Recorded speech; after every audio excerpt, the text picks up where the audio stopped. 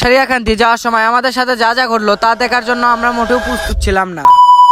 তো hello viewers, সবাই কেমন আছেন? আশা করি অনেক ভালো আছেন। আমরা বাসা থেকে বের হলাম সারিয়াকান্দি যাওয়ার উদ্দেশ্যে। সেজন্য আমরা তাড়াতাড়ি করে গাড়ির কাছে চলে আসলাম, কারণ আজকে আমরা পুরো ফ্যামিলি মিলেই ঘুরতে যাব সারিয়াকান্দি। তো আমাদের গাড়িটা এখানে রাখা হয়েছিল, এখান থেকে বের করে নিচ্ছে রাস্তায়। এখন আমরা আমাদের বাসা থেকে রওনা দিয়ে দিলাম। আপনারা হয়তো বা ভাববেন আমরা দুইজনের সামনে কেন, ও বলতেছে আমি সামনে বসবো, আমি বলতেছি আমি সামনে বসবো, সেজন্য দুইজনেই সামনে বসলাম। তো আমাদের ফ্যামিলির সবাই এখানে ওয়েট করতেছিল, তা আমরা এখান থেকে উঠাই নিলাম। আমরা এখন আমাদের গন্তব্যে রওনা দিয়ে দিলাম। এখন আমরা চলে যাচ্ছি বাগবাড়িতে। বাগবাড়ি থেকে যাওয়ার পথে আমাদের সামনে পড়লো এক রাজকীয় বাড়ি। এই বাড়িটা সুন্দর হলেই কি হবে, অনেক মানুষ বলে এই বাড়িতে কিনা ভূত থাকে। তো আমরা বাড়ি দেখতে দেখতেই চলে আসলাম সুবোধ বাজার। এখন আমরা আর এত কথা বাড়াতে চাচ্ছি না, কারণ যেতে যেতে আমাদের রাত হয়ে গেছে।